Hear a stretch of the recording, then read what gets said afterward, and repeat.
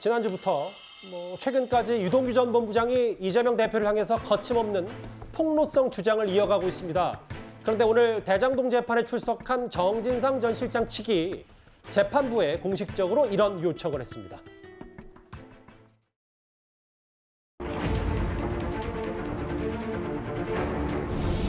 현 검찰 정권의 수사는 증자살인 3인 성호입니다. 군사정권보다 더한 검찰 정권의 수사는 살아있는 권력에도 향해야 할 것입니다.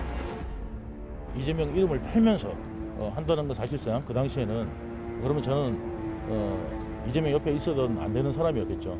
그 당시에는 이름은 사실상 뭐라고 그럴까요? 불문율이라고 할까요? 금기했던 사안이었기 때문에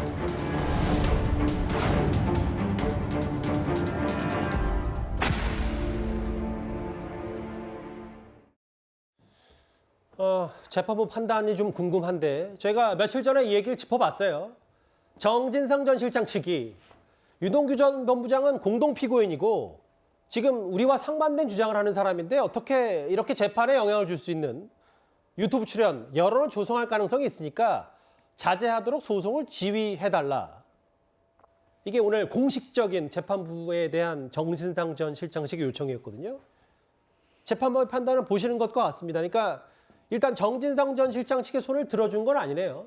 그렇습니다. 사실 또 막을 수 있는 방법이 마땅치가 않습니다. 재판 내에서 소송 지휘라고 표현하는데 이의 제기가 들어왔을 때 형사소송법상의 어떤 규정에 해당된다 이런 게 있으면 그거에 따른 제재나 이런 걸 할 수 있는데 사실 이런 거는 형사소송법이 예정했던 내용이 아니거든요. 예. 그리고 이것이 그대로 증거를 통해 가지고 들어오는 거 이런 것도 아니기 때문에 재판부에서 증거가 아닌 거에 대해서는 감안해서 보고 있다. 혹은 아예 안 보고 있기 때문에 영향이 없다라고 해버리면 더 이상 진행할 수 있는 규정 자체도 없습니다. 그래서 이거를 만약에 별도로 하고 싶은 별도의 법원 절차를 통해서 가처분을 하거나 이런 게 아니면은 형사 재판 안에서 더 이상의 제재 조치는 사실 그냥 심리적으로 그냥 자제하시기 바랍니다. 이런 거가 본인에게 꼭 득되지는 않으니까 적당히 오해 사지 않을 정도로 하시기 바랍니다. 이런 정도로 구두 경고하는 정도로 끝날 수밖에 없거든요. 예. 이거에 따른 제재 조치나 이런 게 법에 없습니다. 그러니까 재판부는 권유나 대략적인 부탁 정도는 할 수 있어도 그렇죠. 법적으로 강제 조항은 없다는 말씀이세요? 맞아요. 그러니까 왜 그러냐면은 사실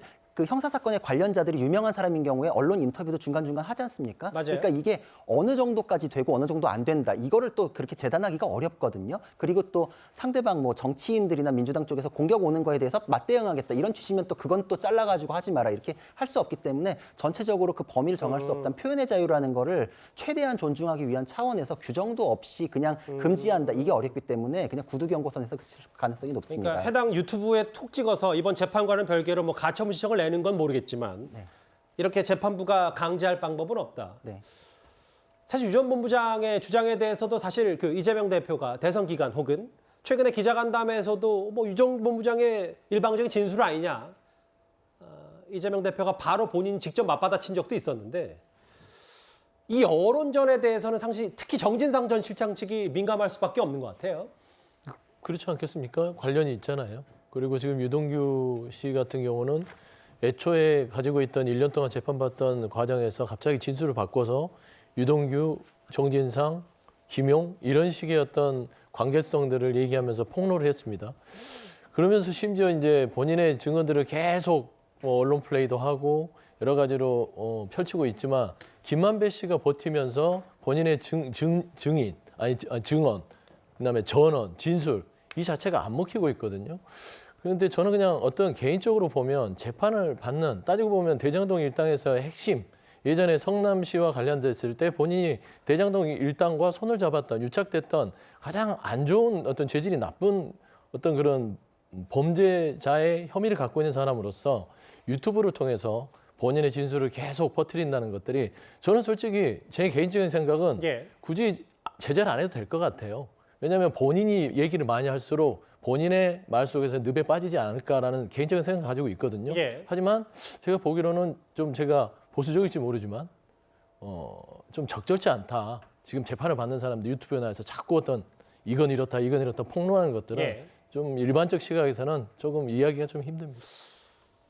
제동 요청을 정진상 전 실장 측이 재판부에 했는데 결국 손은 들어주지 않았습니다. 자제 요청 정도 했어요. 계속해서 폭로성 주장하고 있는 유동규 전 본부장 얘기까지 만나봤습니다. 이번 주제 마무리하기 전에요.